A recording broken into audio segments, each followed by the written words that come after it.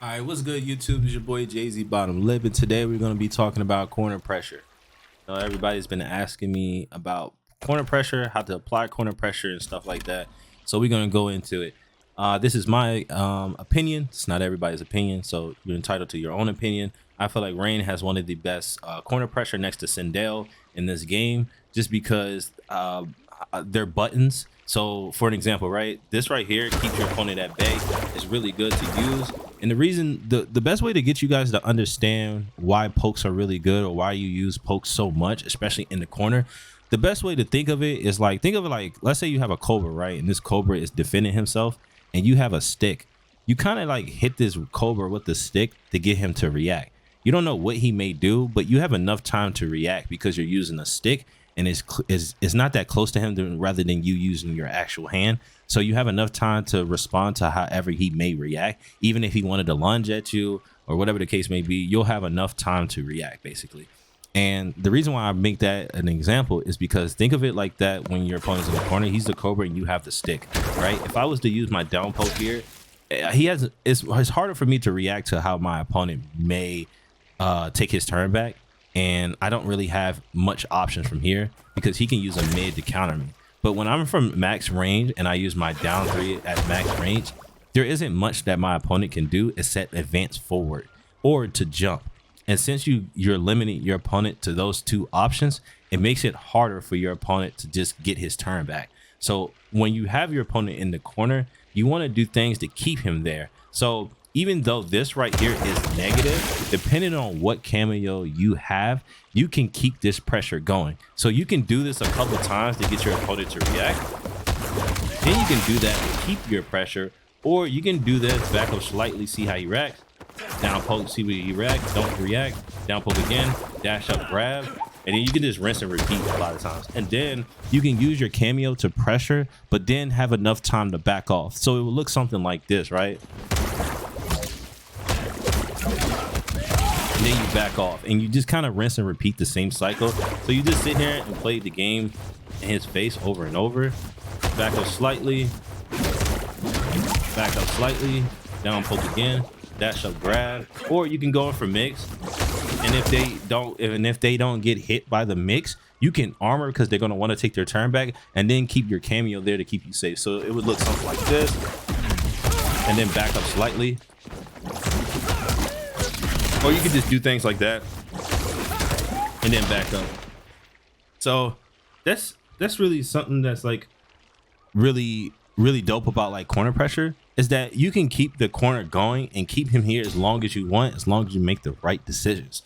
And then a lot of times too is about identifying when your opponent is giving you respect, where you can go in for a grab, and then you can pay attention to how your opponent reacts. If they're very antsy and they just want to take their turn back and they're getting frustrated with the fact that they don't have a button to deal with this, so it gets a very annoying. And then you can back off and stuff like that, and then wait for your cameo to come back. So you can just keep doing this. Also, Kenshi don't have an answer for something like this, so you can kind of use this. Like, this is pretty funny, but yeah, he doesn't have anything to really like deal with this. There's also a few characters in the game that don't have anything to deal with this as well, and it becomes very frustrating. So you have 1,000 different ways to keep your opponent in the corner, even this as well. So like, you can call your cameo in, back off, and then just keep being a nuisance, and then dash up and grab. And then once you start playing high level players, they're gonna look for you to dash in and grab because they're blocking really well. So you can shimmy them with something like this, and then make yourself safe with the cameo. So you can like dash in, and then you can do things like this, keep yourself safe depending on how you use your cameo, stuff like that. And then back off, and then just keep rinsing and repeating. Keep your opponent here if you don't really have anything to deal with. And this string right here usually shimmies people, and then you can just back off again. Like I said, this is how you keep the corner pressure going. You don't want to lose it. You want to keep it as much as possible into a grab, and then just frustrate your opponent. Then you have to realize and be honest with yourself. When you start grabbing a lot, especially against a high level player, they're going to be start neutral ducking because they want a full-blood combo, because they're already they're like down in life league. So they're going to look for a big punish or look for you to grab. So even if you don't grab, if you essentially use a high, you're going to get neutral duck into buttons. So a lot of times if you do want to like create a mind game, sometimes you have to realize that your opponents are already going to be OS ducking. So if you do use a high or try to grab at the same frame, they're most likely going to be ducking. So I recommend using a mid or just using a string that's going to keep them at bay. So this is my mid string. This is really good, especially if I wanted to keep the pressure going.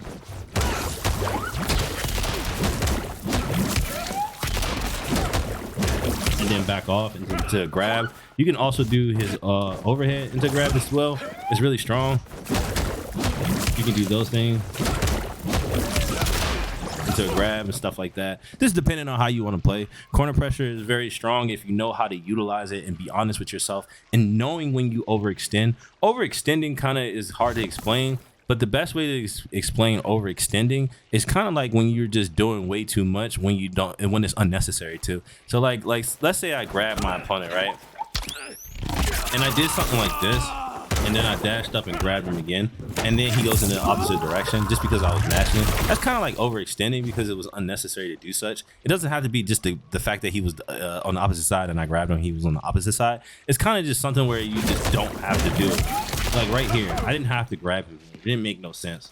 And then if he was to duck that, I would look stupid because I should have realized that after I use my cameo, I can't use my cameo again.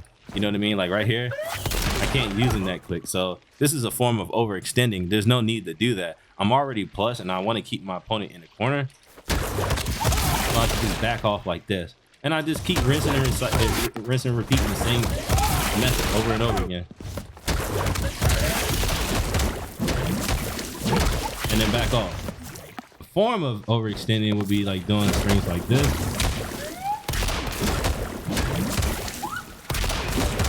And then like canceling this string into a grab. So I'm sorry, it would look like something like this.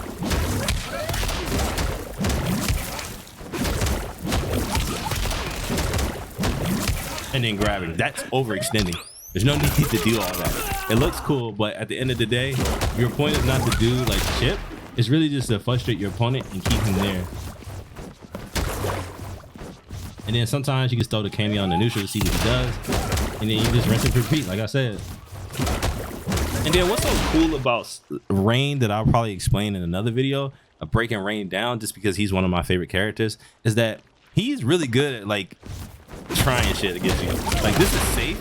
And now that I have the bubble over me, you can't see me. Now bubble does go away if you use it wrong. So like let's say, oh, they actually fixed it. But anyway, sometimes the bubble will go away. The bubble used to go away when Striker was close. But now that it doesn't, you can do things like this, and then they have to guess because you're inside the bubble. It's really dope. And then, you know, you can just go from there. You also have this string right here that's safe. So you can start doing things like this. Hold on. And even if they wanted to press there, you're safe. There's nothing they can do. You can just mix it. Mix however you want.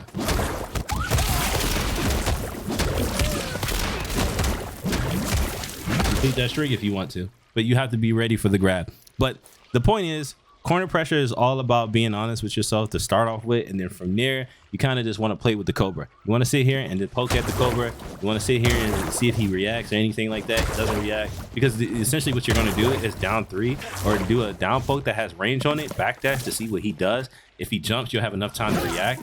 And if he wants to crouch forward, your next down 3 will hit him because he doesn't have a string to really deal with this. Because you're going to do this to backdash slightly. But since he can't do nothing about this, then he's going to die for it. And I just want to. What I'm going to do for you guys, I'm going to go on to a player match, and I'm going to find somebody really good. And I'm going to try to apply this same thing that I just showed you guys into the corner and see if it works. This is where I start to put my opponents in the corner. It's really hard to apply corner pressure against people because I don't know. I don't think a lot of people are that good at fighting games. I think it's really just the character that really does it. But I just wanted to show you guys what the corner pressure looks like against quote unquote elder god players. From the video I just showed you, you guys can actually use exactly what I was doing, and you can incorporate your style of play with that. There isn't much different types of corner pressure that you can do except for that in particular with rain. But I'm pretty sure you guys can, like I said, incorporate your own style to it. You can remix however you feel like fits for you. But I feel like that should be like the blueprint when it comes to playing against your opponent. You want to shimmy a couple times. You want to back up, back off.